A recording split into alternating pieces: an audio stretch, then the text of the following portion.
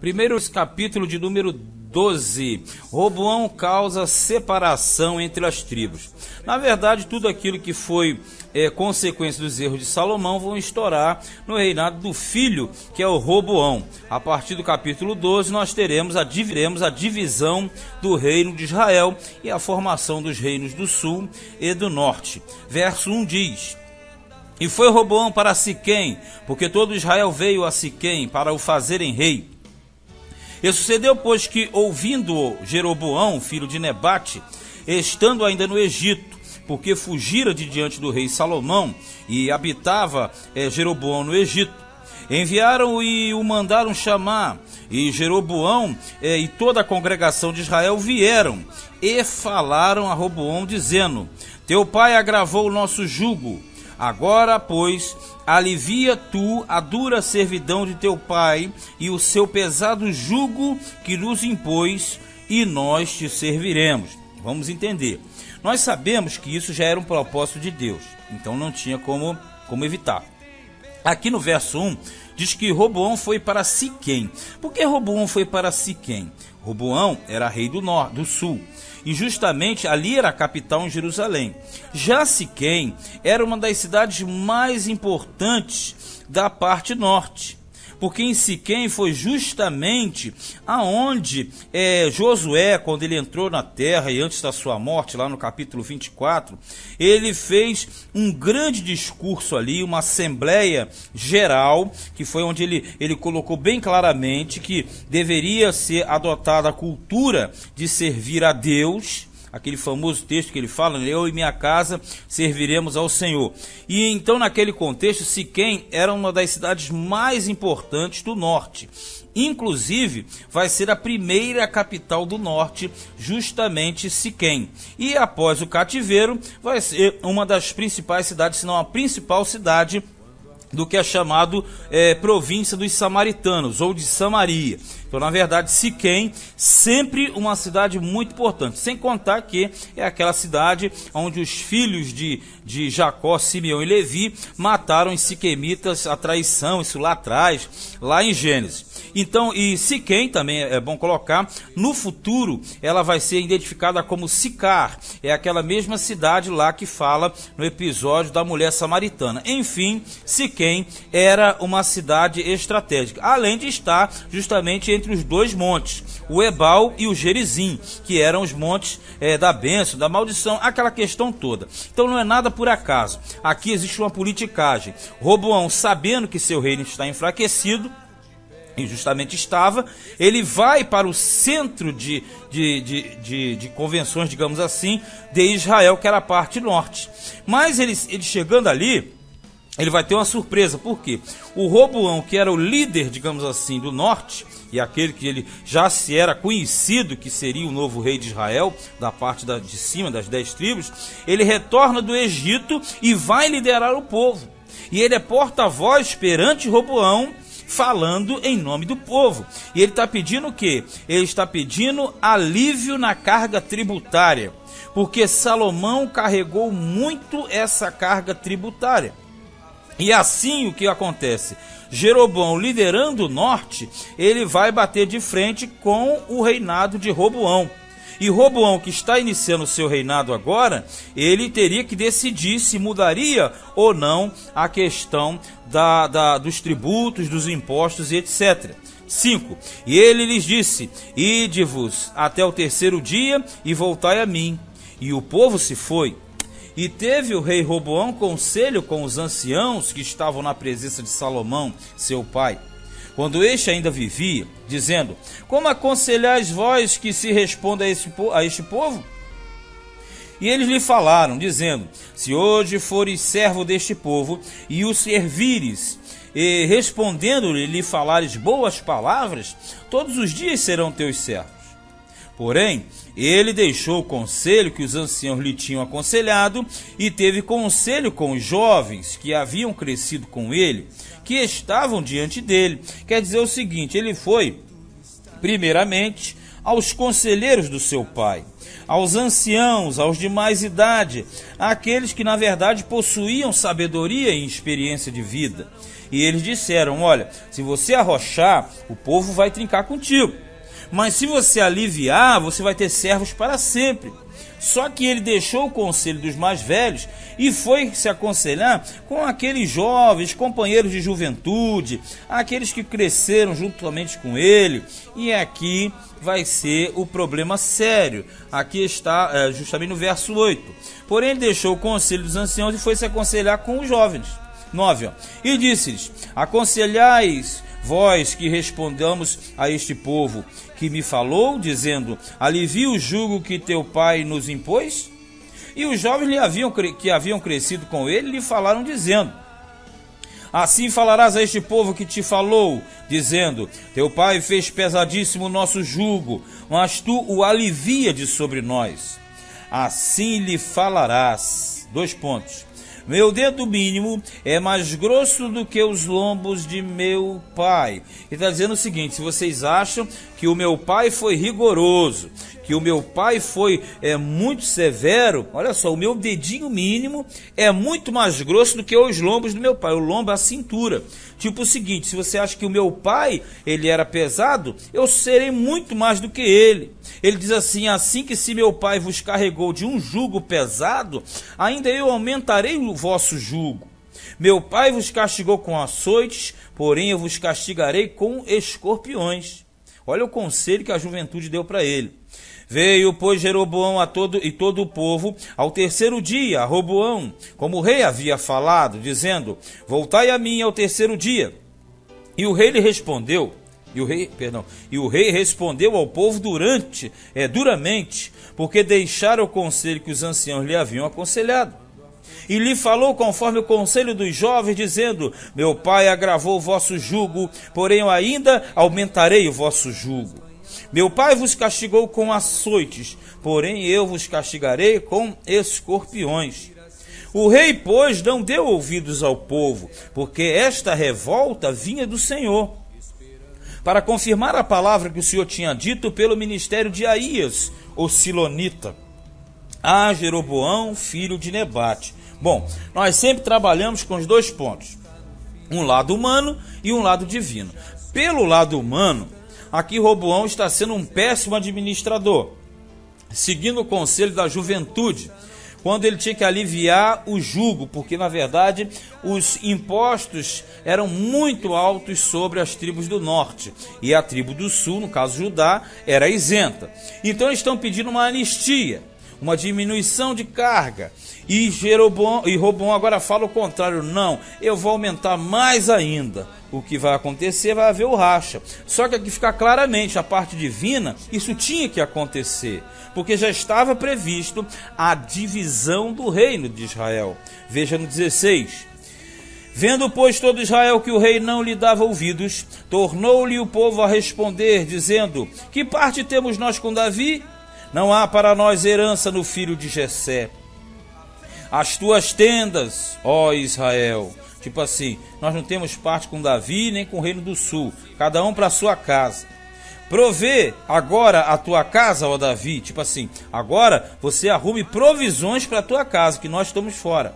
Então Israel se foi às suas tendas, quer dizer, eles se apartaram do sul e do rei.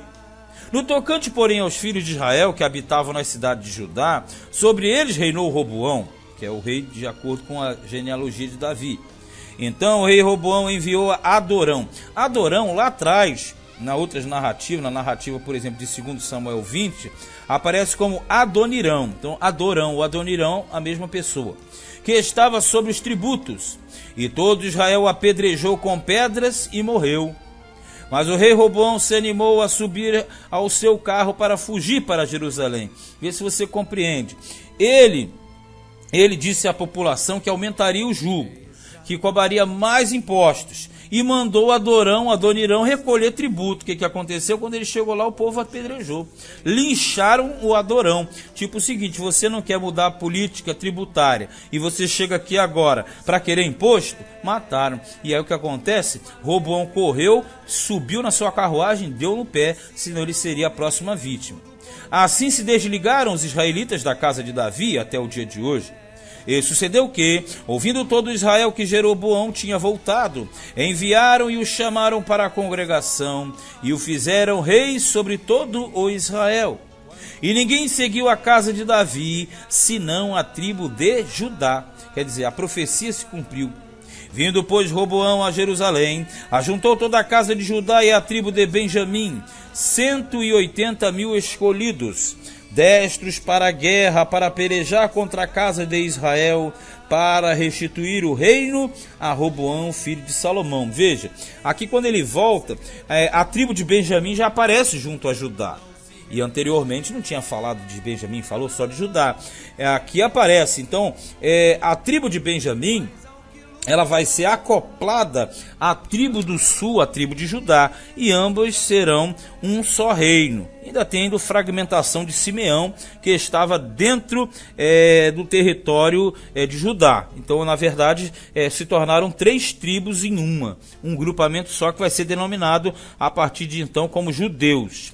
Esses todos seriam chamados judeus, mas na verdade ali nós temos 3 tribos básicas. Nós temos Judá, Benjamim e Simeão, que foi fragmentado. Então ali ele se armou para fazer guerra, né? Fazer guerra contra o norte. Só que aqui no versículo 22 diz assim: porém veio a palavra de Deus a Semaías, homem de Deus, dizendo: fala a Roboão, filho de Salomão, rei de Judá, e a toda a casa de Judá, e a Benjamim, e ao resto do povo, dizendo: assim diz o Senhor, não subireis nem pelejareis contra vossos irmãos, os filhos de Israel. Volte cada um para a sua casa, porque eu é que fiz esta obra. E ouviram a palavra do Senhor e voltaram segundo a palavra do Senhor. E Jeroboão edificou a Siquém, no monte de Efraim, e habitou ali, e saiu dali, e edificou a Peniel. Penuel ou Peniel é face de Deus, que ficava da além do Jordão. Vamos entender isso aqui. Como Roboão ele ia fazer guerra, Deus falou: não vai fazer guerra nenhuma não, manda ele sossegar o facho, que fui eu que fiz esse negócio aí. Então não tem que ter guerra nenhuma não. Contra os vossos irmãos vão ficar quietos. Aí o que acontece? Aqui no 25 fala que o Jeroboão edificou a Siquém. Você pode falar, mas ele edificou a Siquém? Siquém já não existia? Não é esse sentido. Ele está dizendo que ele fez de Siquém a capital do seu reino, que ficava justamente em Efraim. E ali ele vai reinar, até que a capital vai ser trocada para Tirza, e posteriormente para Samaria, na época de Onri, pai de Acabe. Aí já é mais à frente. Mas o certo é, a partir daqui nós já passamos a ter Reino do Norte e Reino do Sul. Reino do Norte é a genealogia de Jeroboão, e Reino do Sul a genealogia de Davi e Salomão através do Roboão. Do 26 em frente fala da idolatria de Jeroboão, porque rapidamente ele se desviou dos caminhos de Deus, cometendo besteira, e aí faz uma grande lambança o Jeroboão. Veja no 26. E disse Jeroboão no seu coração: agora tornará o reino à casa de Davi. Se este povo subir para fazer sacrifícios na casa do Senhor, quer dizer, no templo, em Jerusalém, o coração deste povo se tornará a seu senhor, a Roboão, rei de Judá, e me matarão e tornarão a Roboão, rei de Judá. Qual é o grande erro dele aqui? Ele acha, tem 2 erros gravíssimos aqui. Primeiro, ele acha que o povo iria a Jerusalém e ficaria por lá. Certo? Primeiro erro. Segundo erro, ele achava que poderia conter essa mistura. Então, na verdade, o erro dele, que tem 2 pontas, 2 cabeças, resume-se em uma coisa: falta de confiança em Deus. E a falta de confiança em Deus é um dos maiores pecados que existe. Porque se Deus, na verdade, Deus ele tinha dito para ele que ele seria rei das 10 tribos, ele tinha que ficar quieto. Deus deu e acabou. Agora não, ele fica com medo de que esse povo descesse Jerusalém e vai inventar este problema aqui no 28. Pelo que o rei tomou conselho e fez 2 bezerros de ouro. E lhes disse: muito trabalho vos será subir a Jerusalém. Veja, ele tem medo que eles vão a Jerusalém e automaticamente constitui 2 bezerros de ouro, que vai ser ponto de idolatria. Olha só: vês aqui teus deuses, ó Israel, que te fizeram subir da terra do Egito. caiu no erro do bezerro. Sempre que fala em bezerro, na verdade são touros. Bezerro é um sentido depreciativo. Na verdade eram touros, e ele vai criar 2 touros, 2 bezerros, e vai colocá-los estrategicamente aqui aonde? No 29.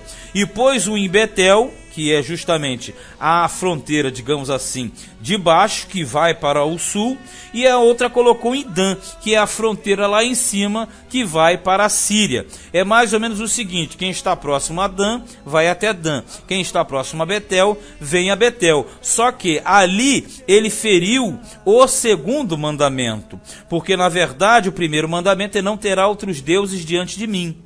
E o segundo mandamento é: não farás imagem de escultura. Então, na verdade, Jeroboão não trocou de Deus. Eles continuaram a adorar ao Senhor, só que através do bezerro. Eles fizeram uma tabela, o que era e também constituía-se em um grande pecado. Porém, não chega a ser uma mudança de rei, de Deus, melhor dizendo, e sim uma forma incorreta de adoração. E com medo que eles fossem a Jerusalém. Olha no 30. E este feito se tornou em pecado, pois que o povo ia até Dan, cada um a adorar. Também fez casa dos altos. Aí ele começou a piorar a situação. Casa dos altos são acampamentos ou edificações dos montes.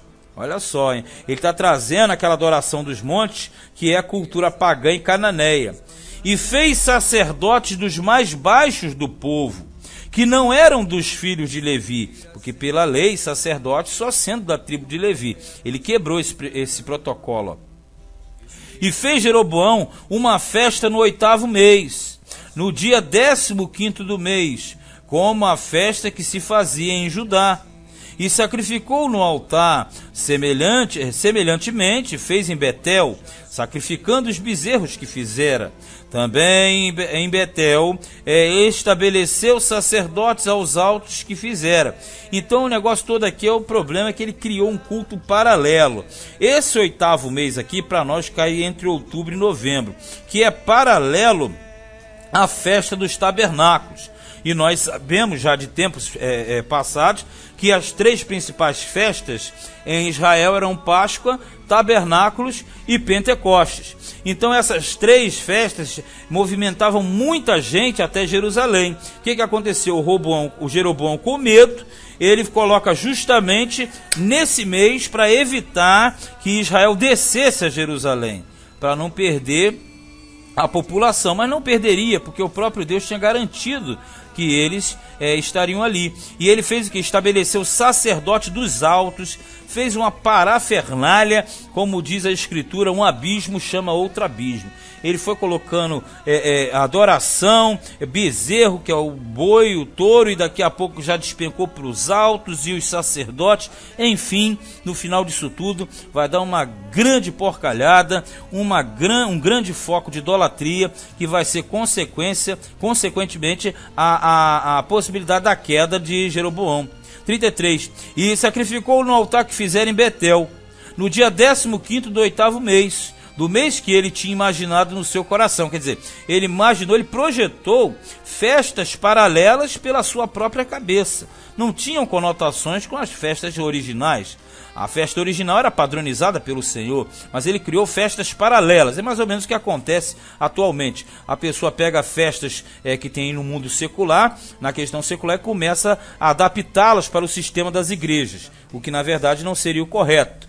Então eles pegam o modelo de fora e botam para dentro. Tipo com essa, para a pessoa não ir para as festas lá de fora, então faz aqui dentro. Aí faz carnaval dentro, faz festas de santos, essas festas que a gente sabe dentro. É o que ele fez aqui. Ele na verdade pegou criou festas paralelas para que eles não fossem as festas oficiais que eram realizadas em Jerusalém. Uma grande transgressão, porque ainda que Israel fosse ao templo e às comemorações em Jerusalém, eles não se apartariam daquilo que Deus firmou em seus propósitos, dos seus próprios corações. Então aqui diz que ele fez a festa aos filhos de Israel e sacrificou no altar, queimando incenso. Moral da história: foi reprovado logo de cara pela sua insegurança, insensatez e automaticamente isso aqui tornou-se uma prevaricação. Ele quebrou o protocolo estabelecido por Deus. Então, com certeza foi